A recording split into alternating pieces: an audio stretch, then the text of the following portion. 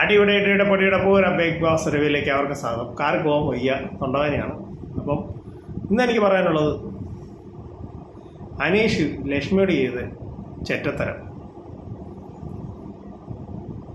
വീണ്ടും ആ പരുക്കൻ അനീഷായി വന്നിരിക്കുകയാണ്. കൂടുതൽ ചാനലിലേക്ക് ഷെയർ ചെയ്ത് സബ്സ്ക്രൈബ് ചെയ്യാം.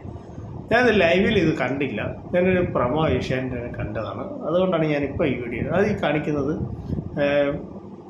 അനീഷ് എല്ലാവരും അവിടെ ഫുഡ് കഴിക്കുക, അപ്പോൾ അവിടെ വേറെ ആരും ഇല്ല, കിച്ചൺ ഇതിലില്ല. അപ്പം ലക്ഷ്മി പുട്ടെന്തോ എല്ലാം വിളമ്പി വെച്ചിട്ടുണ്ട്. ലക്ഷ്മി എല്ലാം വിളമ്പിയ കിച്ചൺ ടീമാണ്. എന്നിട്ട് അവരെവിടെയോ പോയി അനീഷ് അവിടെ നിന്ന് കഴിക്കുന്നത്. അപ്പം എന്തോ ഈച്ച തന്നോ ലക്ഷ്മി ഇങ്ങനെ കൈകൊണ്ട് ഇങ്ങനെ കാണിക്കുന്നുണ്ട്. ഉടനെ അനീഷ് അവിടെ വന്നിട്ട്, ലക്ഷ്മി ഇതെന്താണ് ഈ കാണിക്കുന്നത്? അപ്പോൾ പറഞ്ഞ് ഞാനിവിടെ ഈച്ച ഇത് ചെയ്യുമെന്ന് പറഞ്ഞു. അത് കഴിഞ്ഞപ്പം അനീഷിൻ്റെ കാര്യം മനസ്സിലായി. പിന്നെ അനീഷ് ചൊറിയുവാണ്. കെട്ട സ്വഭാവമാണ് ഈ അനീഷ് ഇപ്പോൾ കാണിക്കുന്നത്. എന്ന് വെച്ചാൽ പുറത്തുനിന്ന് വന്നവരെല്ലാം അനീഷിന് ഭയങ്കര സപ്പോർട്ടാണ്. അനീഷിന് കാര്യങ്ങളെല്ലാം മനസ്സിലായതുകൊണ്ട് അനീഷ് ഇപ്പോൾ എന്നെ അറിയും എല്ലാവരോടും ഇറിറ്റേഷൻ, പഴയ ആ കെട്ട സ്വഭാവമില്ല, ആ ഇറിറ്റേഷൻ പരിപാടി തുടങ്ങിയിട്ടുണ്ട്. എന്നിട്ട് ലക്ഷ്മി പറയുന്നുണ്ട് അനീഷിനെ കഴിഞ്ഞും കൂടുതൽ ഇതെല്ലാം ഞാൻ കഴിയും. എന്ന് വെച്ചാൽ അനീഷിനെ കഴിഞ്ഞും കൂടുതൽ ലക്ഷ്മിക്കുണ്ട്.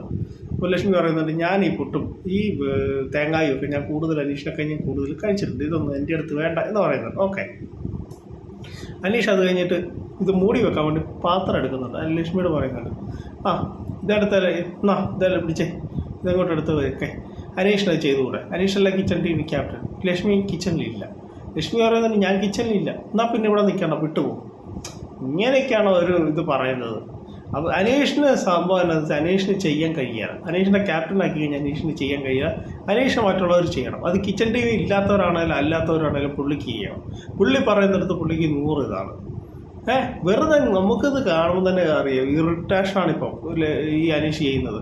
പുറത്ത് വന്നവരും പിന്നെ അനീഷിൻ്റെ അമ്മ പറഞ്ഞു, മോനെ നീ പണ്ട് നിന്നപോലെ തന്നെ നിന്നാൽ മതി. അതുകൊണ്ടാണ് ഇപ്പോൾ ഷാനവാസിനെ അടുപ്പിക്കാത്തത്. മനസ്സിലായി? ഇപ്പോൾ ആരുമായിട്ടും വലിയ കമ്പനി പുള്ളി ഇല്ല, ഒരു മനുഷ്യനോട് വലിയ ഇതില്ല. പഴയ ഇറിറ്റേഷൻ പരിപാടിയായിട്ട് നടക്കുവാണ്. അമ്മ പറഞ്ഞിട്ടുണ്ട്, മോനെ നീ പഴയ അനീഷായാൽ മതി.